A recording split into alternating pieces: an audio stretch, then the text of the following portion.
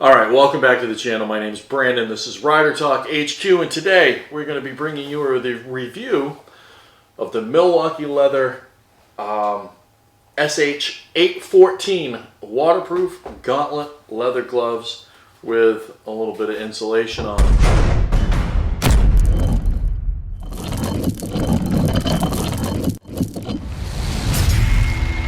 Now, for whatever reason, the details that they give you on Milwaukee Leather's website and any other place that I've tried to look, they don't give you much. They don't tell you how much insulation. They just don't give you much. So here's what we've got.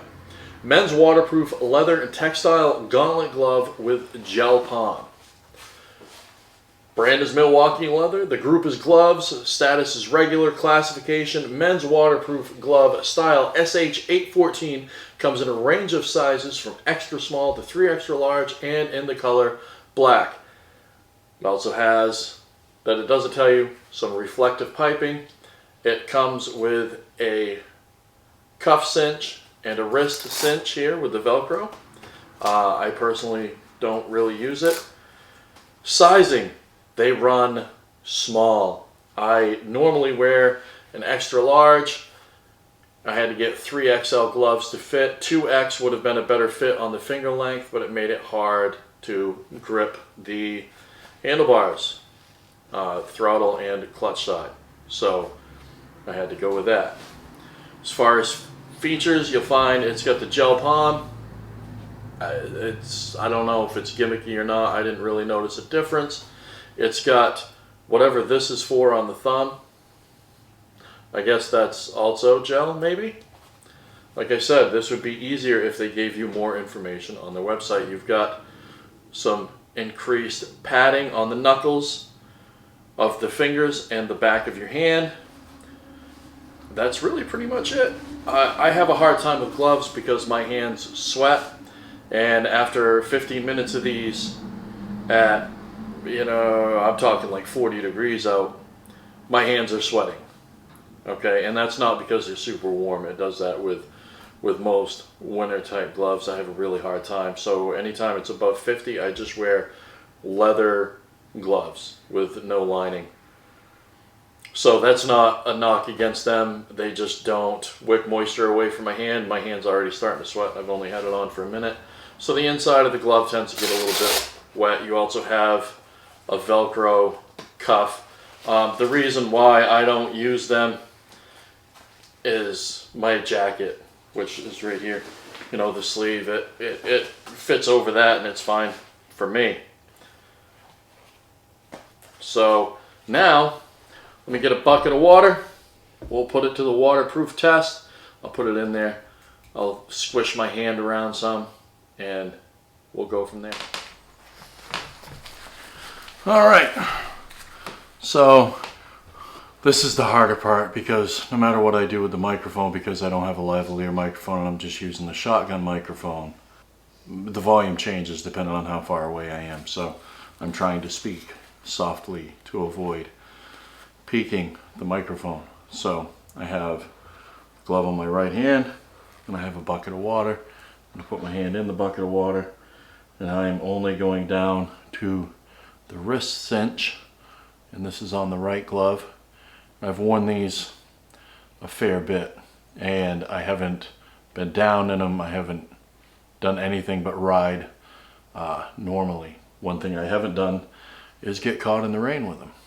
So I can tell you right now that my right ring finger is very wet. So you can see there. And if I take the glove off, I'll do the wrench cinch. You can see where hopefully you can see where my right hand, my finger is wet. So the waterproof claim on that side is subpar, to say the least. And I already knew this because I've recorded this video once already, but I didn't like any part of how it came out.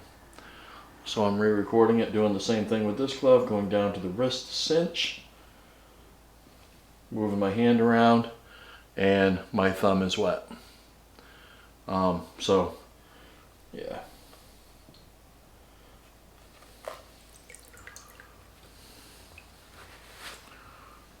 it's definitely not as bad as the other one, but my thumb is wet inside the glove.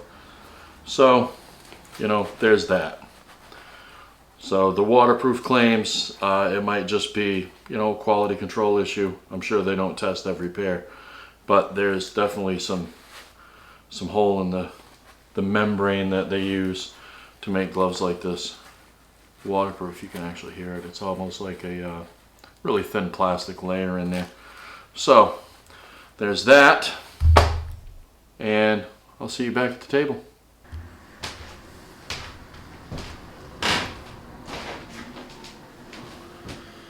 Alright, so we're back at the table.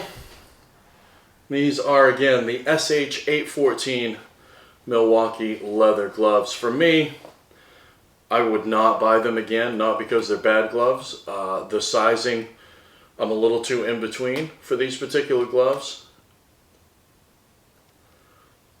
I'm hopeful that the water infiltration is a quality control issue with this pair of gloves and not something that goes across. What I would suggest is, if you do find, maybe you've got longer fingers than me, maybe the fit of these gloves is a little bit better for you, get them wet.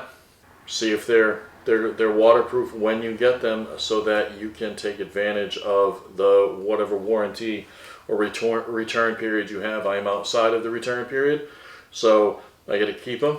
Again, they're not bad gloves. I don't go out of my way to ride in the rain, so it's not necessarily a deal breaker for me, but the biggest reason why I ended up getting a different pair of gloves was the finger length was a little too much. I was hoping to get something with better moisture wicking, and I also knew about the waterproof issue, so I ended up replacing them. And then you have it again. I'm Brandon, this is Rider Talk HQ. These are the Milwaukee leather SH814, extra small to 3X. If I was going to give them a star rating, it would probably be 3 out of 5. If you like what you see, subscribe to the channel for more content, drop a like, give me a comment, and let me know what you think is the best pair of cold weather or inclement weather gloves. I need an outro. I use the same thing I use for the intro.